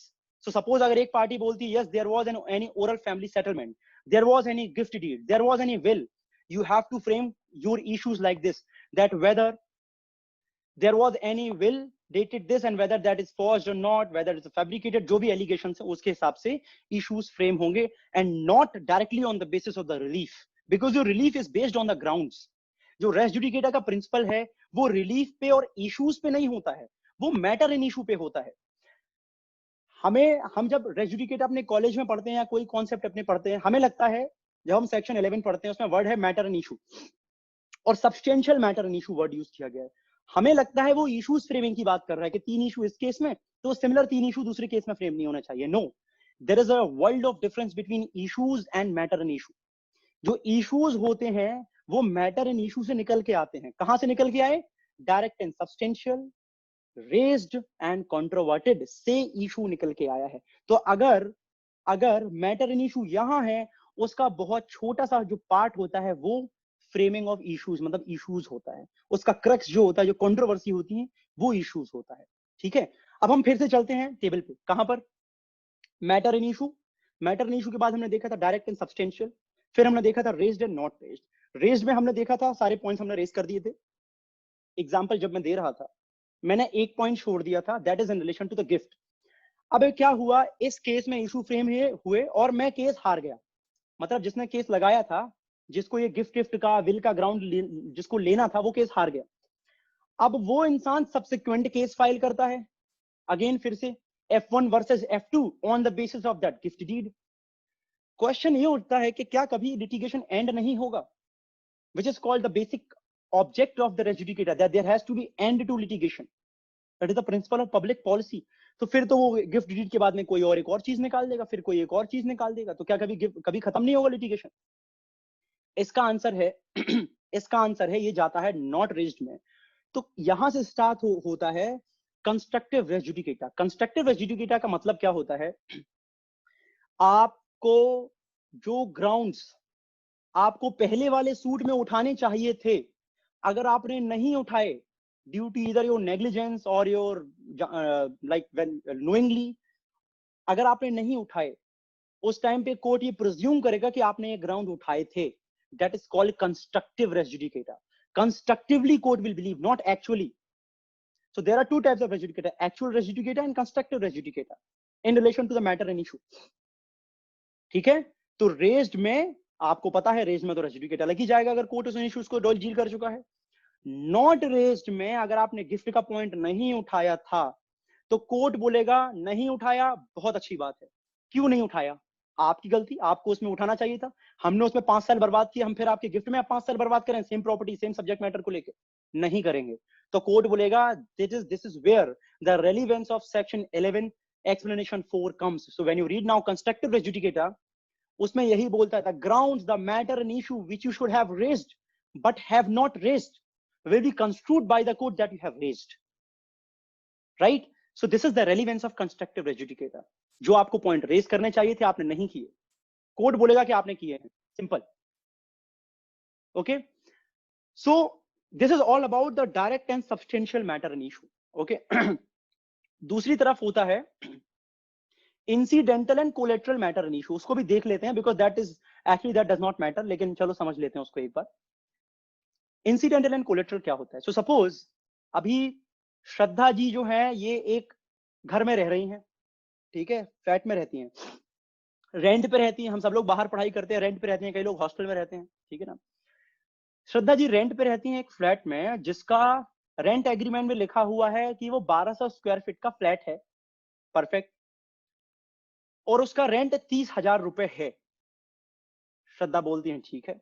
श्रद्धा दिमाग से बहुत तेज थी, श्रद्धा ने एक पटवारी को बुलवाया और जमीन को नपवाया, ठीक है, और वो फ्लैट निकला 900 स्क्वायर फीट का। अब श्रद्धा पैसे नहीं दे रही है लैंडलॉर्ड को। श्रद्धा बोल रही है लैंडलॉर्ड को कि भैया जो आपने 1200 का फ्लैट बताया था 1200 स्क्वायर फीट का, वो तो निकला 900 स्क्वायर फीट का, मैं पैसे नहीं दे रही हूं, मैं आपको केवल 20,000 रुपए दूंगी, सॉरी। उस लैंडलॉर्ड ने केस लगाया श्रद्धा के ऊपर for the years of rent और रेंट की रिकवरी ऑफ द रेंट के लिए। श्रद्धा ने बोला बढ़िया, श्रद्धा ने अपने पॉइंट कोर्ट के सामने रखे कि भैया वो फ्लैट 900 स्क्वायर फीट का है, और जो लैंडलॉर्ड है वो बोल रहा है कि नहीं नहीं फ्लैट 1200 स्क्वायर फीट का है। कोर्ट बोलता है एक काम करते हैं, मैं खुद अपना कमिश्नर अपॉइंट करता हूं और मैं भेजता हूं उसको, पटवारी वटवारी जो भी होगा अपॉइंट करता हूं और उसको भेजता हूं ना, चेक करेगा। अब जब चेकिंग हुई तो जमीन निकली 1500 स्क्वायर फीट, दोनों के होश उड़ गए, ठीक है। क्वेश्चन है कि जो 1500 स्क्वायर फीट निकला है आफ्टर 1200, क्योंकि मकान मालिक को 1200 से मतलब था, उसको 900 से मतलब था, है ना। तो जो 300 स्क्वायर फीट का जो एक्सेस निकला है, क्या ये matter and issue directly in substantial था? नहीं, क्योंकि दोनों पार्टी को इससे मतलब ही नहीं था। एक पार्टी को 900 से मतलब था, एक पार्टी को 1200 से मतलब था। इसका मतलब अगर कल के दिन कल कोई और केस फाइल होता है जिसमें ये मैटर एंड इशू है कि क्या वो प्रॉपर्टी 1500 की थी, 1500 स्क्वायर फीट की थी या 1600 स्क्वायर फीट की थी, है ना। अगर मानो फिर से लैंडलॉर्ड केस फाइल करता है कल के दिन श्रद्धा के ऊपर, तो श्रद्धा ये बोलेगी कि पहले वो तो पहले डिसाइड हो चुका है भैया, वो तो 1500 है। तो कोर्ट बोलेगा नहीं नहीं वो तो इंसिडेंटल इन इशू था, उसका रिलीफ से कोई लेना देना ही नहीं था, दूर दूर तक कोई लेना देना नहीं था। मतलब उसको कॉज ऑफ एक्शन प्रूव करने से डिस्प्रूव करने से 1500 से कोई मतलब नहीं था। एक पार्टी बोल रही थी 30,000 रुपए रेंट चाहिए क्योंकि 1200 स्क्वायर फीट, एक पार्टी बोली थी 900 स्क्वायर फीट है तो मैं 20,000 दूंगी। सो 1500 से कोई लेना देना नहीं था। It means when there is nothing to do with this relief and the substantial part of it, all these matter an issue which neither support the cause of action और कोई हेल्प नहीं करता cause of action को disprove करने के लिए, that's called the incidental and collateral matter an issue. Very perfect example. Okay, तो this is the whole structure of matter an issue. अभी हमारा टाइम हो गया है 1:14 1:14।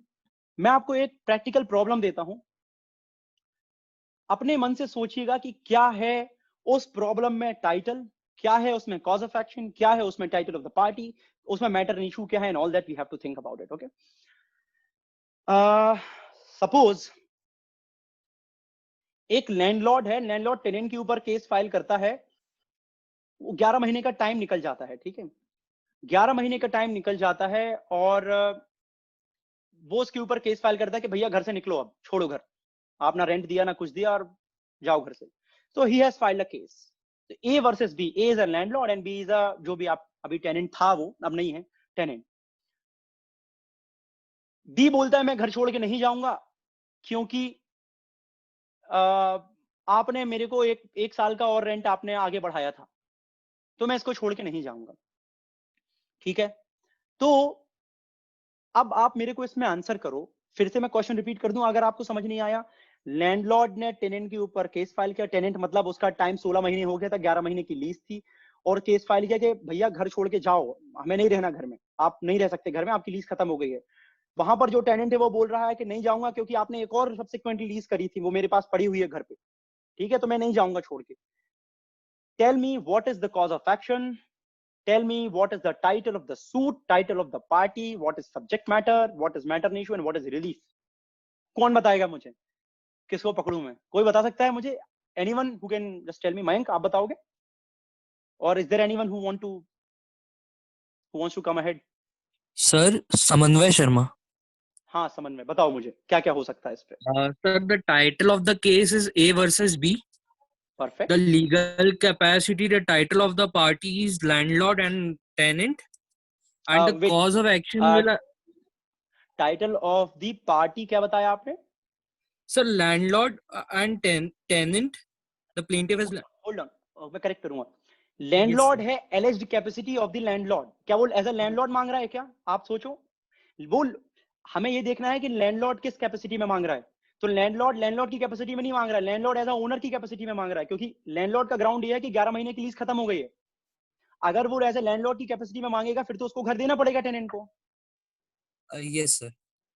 तो वो किस कैपेसिटी में मांग रहा है? एज अ ओनर की कैपेसिटी में मांग रहा है। तो Okay, sir. लैंडलॉर्ड की कैपेसिटी यहाँ पर एक्चुअली अगर आप देखोगे तो एज अ ओनर है ना। टाइटल ऑफ द लैंडलॉर्ड मतलब टाइटल ऑफ द जो प्लेंटिफ है वो है ओनर, और जो टेनेंट है उसकी कैपेसिटी क्या है, मतलब जो बी है उसकी कैपेसिटी क्या है डिफेंडेंट की?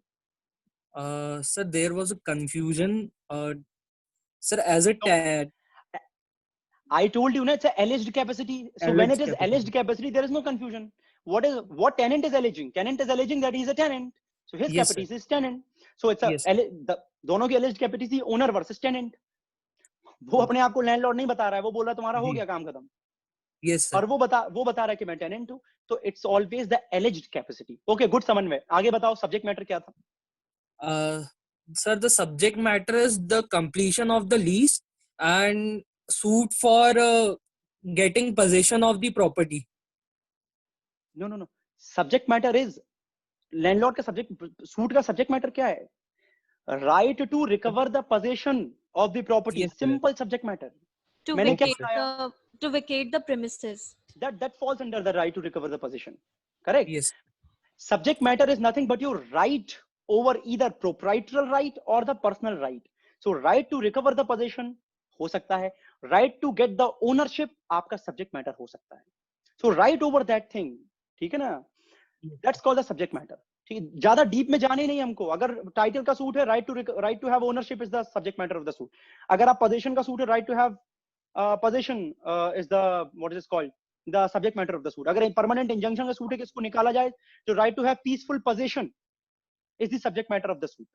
ठीक है ना, बिल्कुल डीप में नहीं जाना है अपन को फालतू की चीजों में। right over the either proprietary or personal is the subject matter। चलो गुड समन्वय, नेक्स्ट आगे बढ़ो। Yes, sir. So the cause of action will arise when the landlord will file the suit in the court and the court summons the tenant for possession. No, फिर से बताना क्या बोला आपने? Sir, the cause of action will arise when the landlord files the suit in the civil court. No. See, you don't file a suit and got the cause of action. Yes, sir. You get the cause of action and then you file a suit. Okay, sir. So getting the cause of action is the conditional precedent for filing the suit actually here। Yes, sir. तो cause of action कब arise हुआ? Very interesting question in this case। बताओ जल्दी से कब arise हुआ? Sir, when the lease ended and the landlord demanded the right to recover the possession of the property from the tenant. Yes, so the day he demanded the possession and the day he denied the possession, in Yes, that sir. day the cause of action arise। अब इसमें बहुत सारी confusion है। अगर आप कई लोगों से पूछेंगे जिनको कॉज ऑफ एक्शन का फंडा अभी क्लियर नहीं, वो क्या बोलेंगे? वो बोलेंगे कि जब से लीज खत्म हुई तब से कॉज ऑफ एक्शन अराइज हो गया। Yes, sir. बट ऐसा नहीं होता है, क्योंकि वो परमिसिव पोजीशन में रह रहा है। अगर आपने अपनी प्रॉपर्टी डिमांड नहीं की है ना, तो वो परमिसिव पोजीशन में रह रहा है आपके, वो एडवर्स पोजीशन में नहीं रहे। मतलब उसने ऐसा नहीं बोला कि वो घर छोड़ के नहीं जाएगा। आप वो बोलता भैया आप मेरे को बोलते घर छोड़ के जाने के लिए, मैं चला जाता, आपने क्यों नहीं बोला? ठीक है ना, तो कॉज ऑफ एक्शन राइज होगा जैसे ही आप डिमांड करोगे और वो मना कर देगा, the day cause of action will arise. So Okay, sir. Immediately you have to ask. आपके लैंडलॉर्ड का तुरंत फोन आता ना, भैया महीने का लास्ट दिन हो गया, कब दे रहे हो पैसे, या 11 महीने होते हैं छोड़ दो, या तो पैसे दे दो। That's called the demand. Either you can do it by mail, phone और बाय मैसेज, लेटर। ठीक है, तो कॉज ऑफ एक्शन Okay, उस दिन sir. अराइज हुई जिस दिन आपने डिमांड करी और डिनाई हो गए। नेक्स्ट, हाँ, मैटर इन इशू बताओ। इस पे रिलीफ सबको पता है, रिलीफ के राइट टू रिकवर पोजीशन चाहिए आपको। मैटर इन Sir, इशू क्या है? sir, matter in issue as per me should be the lease deed hold on and hold on hold on hold on hold on. First matter in issue आप मुझे बताओगे from the side of the plaintiff, then आप बताओगे matter in issue from the side of defendant. उसके बाद फिर issues frame होते हैं दोनों को मिक्स करके, कंट्रोवर्टेड एंड नॉन कंट्रोवर्टेड करके। बताओ from the side of the plaintiff क्या है? sir, from the side of the plaintiff is whether the right to recover the possession from the tenant is right or wrong. No, And hold on. See, again you have started framing the issues. yes, You sir. don't frame the issues, you are an advocate. It's a court which frames the issue under order 14. आप advocate हो, आपका काम है अपने cause of action को prove करना। आप advocate हो कि आप ये बोलोगे कोर्ट में जाके कि जनाब मेरे हिसाब से मेरे को ये लड़ाई लग रही है, आप ये बोलोगे कि भैया मेरे पक्ष ये है। हाँ, यू कैन ऑलवेज हेल्प जज in framing the issues when the point is countered by some other person. But अभी पहली स्टेज में आप क्या करोगे? आप ये बोलोगे कि ये कॉज ऑफ एक्शन है और ये मेरे पॉइंट है जो बिल्कुल सही है। आप तो ये चाहोगे कि ये क्वेश्चन ही ना बने, ये सही है आप जो बोलोगे। So the point is what is matter in issue is actually your contention. What is your contention before the court in order to prove the cause of action? Yes, what you are sir. Going to contend? हाँ बताओ। Yes, sir. The from the point of the plaintiff is that the lease rent was over, the 11-month period is over.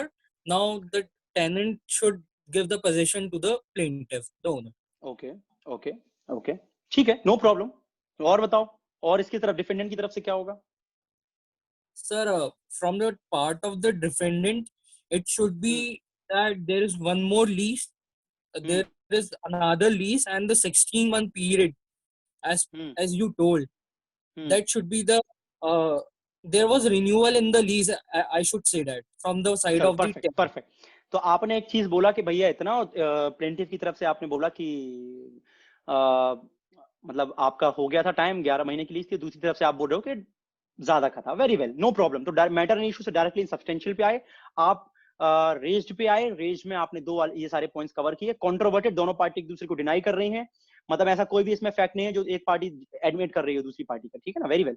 तो लेकिन एक fact admit कर लिया कि 11 महीने तक दोनों लैंडलॉर्ड और टेनेंट थे, तो ये फैक्ट जो है वो नॉट कंट्रोवर्टेड फैक्ट में चला जाएगा। तो कोर्ट को ये क्वेश्चन फ्रेम करने की जरूरत नहीं है कि whether they were landlord and tenant, क्योंकि वो नॉट कंट्रोवर्टेड फैक्ट है, नॉन कंट्रोवर्टेड फैक्ट है। तो कोर्ट इसके बाद में इशू फ्रेम कर देगा। जो आपने इश्यूज पॉइंट बताए हैं और जो जहां पे लड़ाइयां हो रही हैं वहां पे कोर्ट इश्यूज फ्रेम करेगा। नाउ अब अगर इसी यहीं से आगे मैं ले चलता हूं आपको। सपोज इन सब्सिक्वेंट सूट आप ये लगाते हो, अब सब्सिक्वेंट सूट आपको बाद में होश आया जब आप केस हार गए, मतलब जो डिफेंडेंट है वो केस हार गया, कोर्ट ने ऑर्डर पास करा कि भैया जो टेनेंट है वो जाओ आप छोड़ के, हो गया आपका काम, आपके पास कोई लीजेस नहीं है। अब आपको होश आता, अरे मेरे, आप एकदम सो के उठे, आपने बोला ओके जनवरी फरवरी मार्च अप्रैल मई जून, ओ लैंडलॉर्ड तो पागल बना के चला गया, मतलब मेरे अभी 16 महीने तो हुए ही नहीं है, मेरे तो अभी 9 महीने हुए हैं। अब आप कोर्ट के पास जाते हो और फिर केस फाइल करते हो कि मेरे को प्रॉपर्टी चाहिए क्योंकि अभी 9 महीने हुए। कोर्ट क्या बोलेगा? Sir, then the concept of constructive res judicata will apply. Section 11 explanation 4. Good job, you have understood this. समझ में आ गया ना? कोर्ट बोलेगा सो रहे थे क्या, क्यों रेज नहीं किया, पहले वाले सूट में करना चाहिए था। Constructive res judicata. I hope you all have understood this. So this was the basic essentials of suit. So I think according to me, I have given you the brief overview of CPC, interpretation कैसे होता है and essential elements of suit. कभी भी जब भी next webinar में मिलेंगे, so we will deal with res judicata. It's a very very interesting thing. I'll decide. मैं सारा CPC तो नहीं बता सकता, but जो CPC में बहुत ही difficult points हैं जहां पर हमें यही समझ नहीं आता कि controversy क्या है। So for example section 11 में और explanation 8 में बहुत कंट्रोवर्सी थी, लेकिन लोग कंट्रोवर्सी का सॉल्यूशन पढ़ लेते हैं, लेकिन यही पता नहीं होता कि कंट्रोवर्सी क्या है। जजमेंट रट्टा मार लिया, किरण लाल वर्सेस चमन यादव, सब चल गया, लेकिन यही पता नहीं कि कंट्रोवर्सी क्या है। तो मेरा ऑब्जेक्ट केवल ये है कि आप लोगों को रियल उस जगह पर ले चलना कि भैया देखो ये रिलीफ होती है, ये भूकंप होता है, और फिर उसके लिए आप रेमेडीज देखो उस भूकंप की क्या है, अर्थक्वेक की क्या है, ये ज्वालामुखी होता है ऐसे फटता है, then you will understand the gravity of the situation. Otherwise सब आपका हवा में जाता रहेगा, फाइनल ईयर पास आउट हो जाएगा, तब पता नहीं चलेगा डिक्री जजमेंट ऑर्डर क्या होता है। Okay, so this was the beginning class and webinar, and in future we will see. अगर कोई क्वेश्चन है तो प्लीज मुझसे पूछ सकते हो in relation to the procedure which I taught you, not the substantive law. Any question, Shraddha, from anyone? Guys, if you have any question, you can ping me in the comment box and you can ask directly even. Or you can directly ask me, no problem. Yes. Dharmesh, do you have any question? Abhishek? Good afternoon, sir. I'm Kshitij Rajpurohit. Kshitij, bataiye. Sir, I have one question that while explaining about the subject matter of the suit, is it that it differs in defendant side and in plaintiff side, or is it the same to the court? Means to the plaintiff in this case, it is that recovering the Yes. ownership of the Yes. property, and to Very defendant, it is the recovery of the possession. Correct. So subject matter of the suit जो होता है वो decide होता है from the side of the plaintiff, क्योंकि plaintiff case file करता है, तो रिलीफ क्या मांग रहा है उससे मैटर करता है। तो अगर उसने रिलीफ मांगा है कि मेरे को इसका पोजीशन चाहिए है, तो प्लेंटिफ के हिसाब से वो देखा जाएगा सब्जेक्ट मैटर, मतलब right to recover position is the subject matter of the suit. दूसरी तरफ से राइट टू रिकवर, आप जैसे आपका ये कहना है कि अगर मानो ऐसा होता है कि दूसरी पार्टी बोलती है नहीं मेरा राइट टू हैव ओनरशिप, तो वो सब्जेक्ट मैटर है, लेकिन subject matter of the suit जो है वो रिलीफ जो प्लेंटिफ ने मांगी है वो उनके हिसाब से ही देखा जाएगा। Another part will not be the subject matter of the suit. ठीक है, हाँ। एंड दूसरी चीज, हाँ, और दूसरी चीज अगर दूसरी कई बार क्या होता है डिफेंडेंट कई सारी चीजें मांगता है। So for example defendant set of मांगता है, डिफेंडेंट काउंटर क्लेम मांगता है, इन that time the subject matter differs. ठीक है, ओके ओके। हाँ, एक चीज मैं क्लियर कर दूंगा, जैसे मैंने आपको ब्रीफ ओवरव्यू दिया था सीपीसी का, उसमें बहुत सारे ऑर्डर, बहुत सारे मैंने सेक्शंस बताए थे। आपको याद रखना है, आपके दिमाग में हो सकता है ये डाउट आया हो कि सर आपने ब्रीफ ओवरव्यू में बता दिया, कुछ इतने से सेक्शंस बता दिए, आपने इतने से ऑर्डर बता दिए, हम क्या पागल हैं, इतने सारे सेक्शंस और ऑर्डर्स हैं सीपीसी में?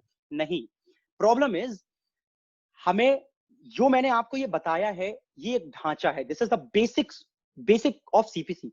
उसके अलावा हमें जो ऑर्डर हैं सीपीसी में वो फिल करने हैं। So for example special circumstances पे जो प्रोसीजर है वो यही है। अब आपने बोला सर मैं अपने सूट को विथड्रॉ करना चाहता हूं, ओके, तो बीच में ऑर्डर 23 आ जाएगा। आपने बोला सर मेरे को कमीशन अपॉइंट करनी है, मतलब मेरी जो दादी है वो कोर्ट नहीं आ सकती विटनेस एग्जामिन होने के लिए, तो जज से मैंने रिक्वेस्ट करी कि एक कमीशन अपॉइंट करो, तो कोर्ट क्या करेगा, कमिश्नर अपॉइंट कर देगा जो इनका एग्जामिनेशन करेगा, क्रॉस करेगा, दैट्स कॉल्ड ऑर्डर 26। ठीक है, अगर आपको गवर्नमेंट के अगेंस्ट में सूट करने हैं तो अगेन ऑर्डर 27, मिलिट्री के अगेंस्ट में करने हैं तो ऑर्डर 28, माइनर के अगेंस्ट में करने हैं तो 32, मोर्टगेज वाला सूट है तो अलग। तो जब जब स्पेशल केसेस आते जाएंगे, suit against indigent person, by indigent person, गरीब अगर कोई केस करता है, पॉपरस सूट, पॉपरस जिसको हम बोलते हैं, तो हर सर्कमस्टेंसेस के लिए अलग अलग तरीके के सूट हैं, बाकी प्रोसीजर सब वही है। ओके, सो डरना मत कि सर बहुत सारे ऑर्डर बचे हुए हैं, everything is so simple if you have understood the brief overview. सब कुछ आपको स्पेशल तरीके से बस फिल इन दी ब्लैंक्स करना है, nothing else you are required to do. I think मैंने चैट बॉक्स में किसी का कुछ पढ़ा है। Okay okay Sir, I have a doubt. Who is this? Sachin? Yes Sachin. हाँ Sir, can you please repeat the difference between order, decree, and judgment? No, I'll not. The reason is order, decree, and judgment. Don't say repeat because I have not even told you the difference. Okay. No, sir, I So- just told repeat to just be on a safer side.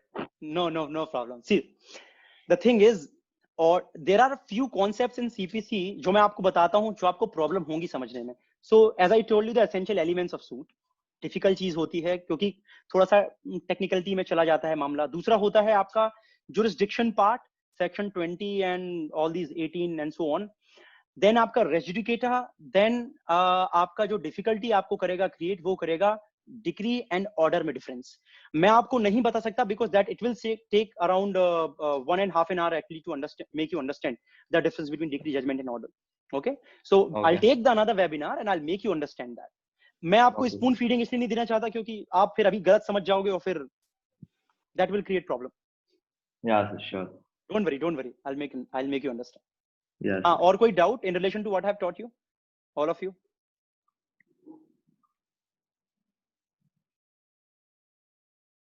I think Shraddha will take over now. Please, Shraddha. Yeah. Please. Is there anyone else who want to ask anything from sir? Thank you so much, Mr. Pawan Rele. It was a pleasure having you here. And it was a beautiful session. I'm sure the students who have attended, we have a good number of participants, and I'm sure they had a very enriching session.